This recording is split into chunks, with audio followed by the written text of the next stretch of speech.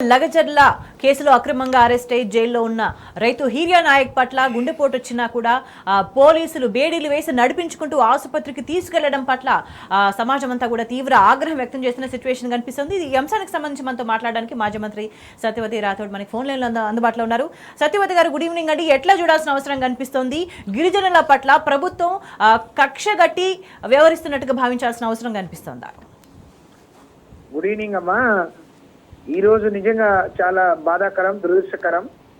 ఎక్కడ కనీసం అంటే శిక్ష పడ్డ ఖైదీకి కూడా ఏదైనా ఇబ్బంది ఉంటే ఆ కుటుంబానికి తెలియజేస్తారు. ఒక అమాయకుడు, ఒక గిరిజనుడు, ఆయన చేయని తప్పుకు ఆయనను చూస్తే నిజంగా ఆ దాడిలో ఆయనకు సంబంధం ఉందా, దాడి చేయగలుగుతాడా లేదా అని కూడా చూడకుండా రేవంత్ రెడ్డి గారు కేవలం మరి ఆయన ముఖ్యమంత్రి కాబట్టి పేదవాళ్లను, గిరిజనులను ఏ విధంగా అణిచివేయచ్చు, వాళ్ళకి ఎవరు అడ్డగా ఉండరనే ఒక దురహంకారంతో ఆ రోజు వాళ్ళని అరెస్ట్ చేశారు, అక్రమంగా అరెస్ట్ చేశారు.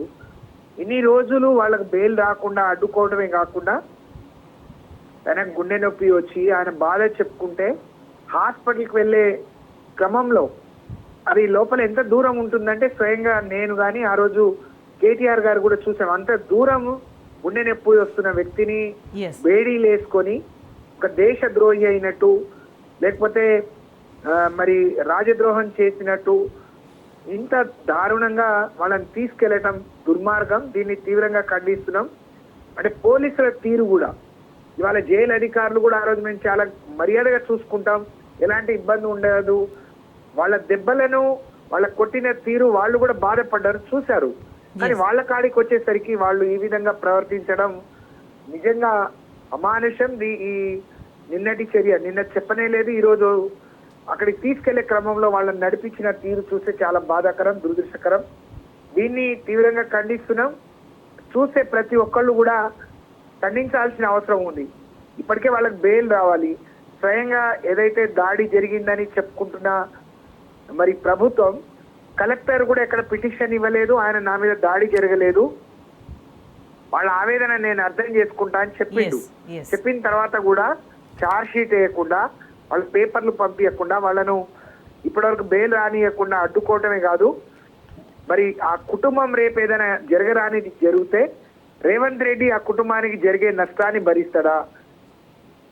ఇన్నేళ్లుగా వాళ్ళ తాతలు ముత్తాతలు కష్టపడి సంపాదించుకున్న వాళ్ళ కష్టార్జితం మేము ఇయ్యము, ఆ రేటు మాకు గిట్టుబాటు కాదు, మేము ఊర్లు ఇండ్లు వదులుకొని వెళ్ళిపోలేము అని చెప్తే వాళ్ళ మీద ఇలాంటి కేవలం రేవంత్ రెడ్డి గారు నా సొంత నియోజకవర్గం గిరిజనులై ఉండి కూడా నేను చెప్పినట్టు వినలేదు, మరి దేశమంతా నా పరువు పోయిందనే ఒక అక్కస్సుతోని కేవలం ఆయన ఈగో కోసం ఆ గిరిజనులను బలి చేయటం, వాళ్ళ ప్రాణాలతో చెలగాటమాడటం అనేది చాలా దురదృష్టకరం, దారుణం.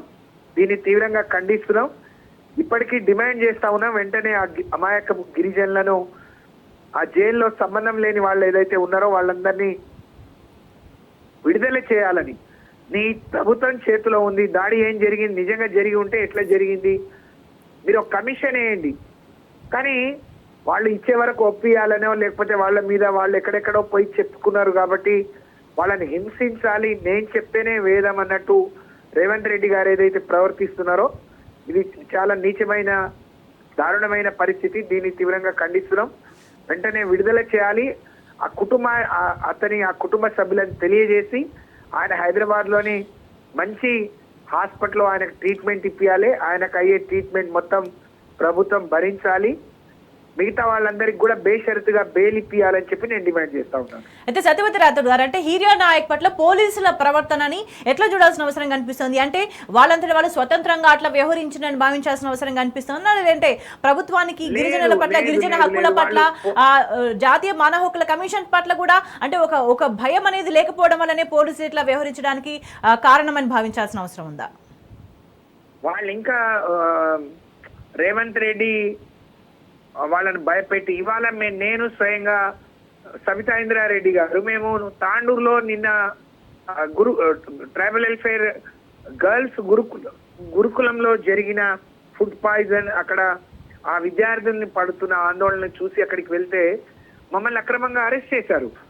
నిన్న కాంగ్రెస్ నాయకురాళ్లను ఆ సంబంధం లేని వాళ్ళేదో కాంగ్రెస్ పార్టీలో ఏదో ఒక అవకాశం కల్పించాలని కార్పొరేషన్ చైర్మన్లుగా ఇస్తే వాళ్ళని పంపించి ఒక డైరెక్షన్ ఒక దిశానిర్దేశం చేస్తారనుకుంటే అది లేకుండా రాజకీయ విమర్శలు చేసి వచ్చారు. కానీ ఇంత పెద్ద సంఘటన జరిగిన స్థానిక ఎమ్మెల్యే కానీ ఎంపీ కానీ లేకపోతే కానీ కలెక్టర్ కానీ అధికారులు ఇప్పటి వరకు ఎవరు విజిట్ చేయలేదు. నేను సబిత గారు ఇద్దరం అక్కడికి పోతున్న క్రమంలో మధ్యలోనే మమ్మల్ని అడ్డుకొని అన్ని దారులకు పోలీసులను అడ్డం పెట్టి మమ్మల్ని అడ్డుకున్నారు. ఏ మాత్రం మానవత్వం లేకుండా ఇంత దీనికి ఒడిగడుతున్నారు పోలీసులు అని అంటే మరి ఆంధ్రప్రదేశ్ లో చూస్తూ కూడా ఇక్కడికి ఇలాంటి నీచానికి ఇలాంటి చర్యలకు ఒడిగడుతున్నారు అని అంటే మరి దీనికి తగిన మూల్యం పోలీసులు చెల్లించుకోక తప్పదు. రేవంత్ రెడ్డి గారి వాళ్ళ భయపెట్టి ఉండొచ్చు, కానీ వాళ్ళ ఆయన శాశ్వతం కాదు. అంటే సొంత జిల్లాలో రేవంత్ రెడ్డి గారి సొంత జిల్లాలో మరి సొంత ప్రాంతంలో ఇలాంటి దారుణాలు జరుగుతుంటే దాన్ని సరి చేసుకొని మరి ఆలోచన చేయకపోవడం, దాని మీద సమీక్ష చేసుకోకపోవడం బాధాకరం. సమీక్షించుకొని ఆ తప్పును సరిదిద్దుకునే ప్రయత్నం చేయకుండా అధికారులను పైన వేదికల మీదేమో అధికారులు ఏదైనా ఇట్లాంటి వార్త నేను ఇంకోసారి చూస్తే మీకు చిప్ప గతి జైలు గతి చిప్ప కూడే గతి అని చెప్తాడు. కానీ సొంత జిల్లాలో పక్కనే జరుగుతుంటే కూడా పక్కనే స్పీకర్ గారు ఉంటారు. ఆయన చాలా గొప్పగా నేను దళిత బిడ్డనని చెప్పుకుంటారు. నేను స్పీకర్ గారిని కూడా కోరుతా ఉన్నాను, మీ సొంత జిల్లా పక్కనే జరుగుతున్నా కూడా దాన్ని పట్టించుకోకుండా ఇవాళ ఇక్కడేదో మీరు ఓరియంటేషన్ క్లాస్ అని మీకు లేదు ఓరియంటేషన్.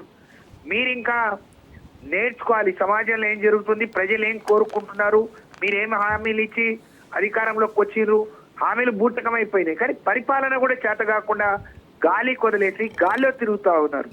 ఒక ముఖ్యమంత్రి ఈ 12 నెలల కాలంలో 30 సార్లు ఢిల్లీ వెళ్ళిండు అని అంటే ప్రతి దానికి పర్మిషన్ ఢిల్లీ నుంచి రావాల్సి. అంటే కేసీఆర్ గారు ఎప్పుడు చెప్పేది నా అధిష్టానం తెలంగాణ ప్రజలు అని.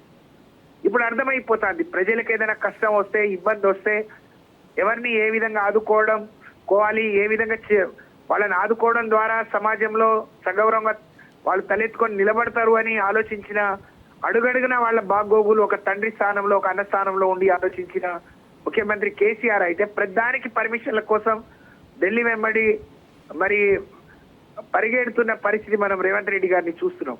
రాష్ట్రం అంతా పక్కన పెట్టండి, నీ సొంత జిల్లా సొంత ప్రాంతం నీ పక్కన లగచెర్లలో ఇంత దుర్మార్గం జరిగిన వికారాబాద్ తాండూరులో ఇట్లాంటి ఘటనలు జరుగుతుంటే మొన్నటి సంఘటన ఇంకా మరి నారాయణపేటలో మర్చిపోలేదు. అక్కడ హై స్కూల్లో జరిగిన మధ్యాహ్న భోజనంలో జరిగిన సంఘటన నుంచి ఇంకెవరు మర్చిపోక ముందే తాండూరులో ఇంత పెద్ద ఘటన అయితే దాని మీద కనీసం ఎవరు మాట్లాడకపోవటం వీళ్లకు ఎంత నిర్లక్ష్యపు ధోరణి ఉందో అర్థమైతా ఉంది. ప్రజల ప్రాణాలన్నా ప్రజల ఇదన్నా వాళ్ళ పట్టని ఈ ప్రభుత్వం నిజంగా ఈ రాష్ట్రాన్ని పరిపాలించే ఇలాంటి నాయకులు ఉండటం, వాళ్ళ నాయకులుగా చలామణి అవడం నిజంగా దురదృష్టం, శోచనీయం. ఇప్పటికైనా మీరు పరిపాలన మీద దృష్టి పెట్టండి. పరిపాలన గాలి కొదిలేసి మీరు గాల్లో తిరుగుతున్నారు. సమీక్షించండి, ప్రజలకు జరుగుతున్న నష్టం ఏంటి, ఇబ్బందులు ఏందో వెంటనే అరికట్టే ప్రయత్నం చేయండి. ఇవాళ హీరియా నాయక్ నిజంగా మళ్ళొకసారి డిమాండ్ చేస్తున్నాం, వెంటనే ఆయనకు మంచి వైద్యం ఇప్పియండి, ఆ కుటుంబ సభ్యులను పిలిపియండి, ఆ కుటుంబ సభ్యులకు ఆయన నొప్పజెప్పండి. మిగతా అమాయకులు ఇవాళ ఆయన గుండె పోటు వచ్చింది, ఛాతీ నొప్పి వచ్చింది అని అంటే మిగతా వాళ్ళు కూడా బాధపడి ఆందోళన చెందే అవకాశం ఉంది. కాబట్టి వెంటనే వాళ్ళకి బెయిల్ వచ్చే విధంగా సహకరించాల్సిందిగా.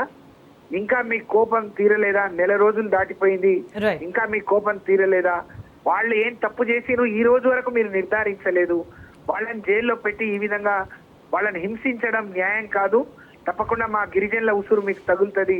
ఇది మంచి పద్ధతి కాదు. వెంటనే విడుదల చేయాలి, ఆయనకు మంచి ట్రీట్మెంట్ ఇప్పియాలి. రేపు జరగబోయే పరిణామాలకు మీరే బాధ్యత వహించాలని చెప్పి నేను మీ ద్వారా కోరుతా ఉన్నానమ్మా. Right, thank you Satyavathi Rathod గారు.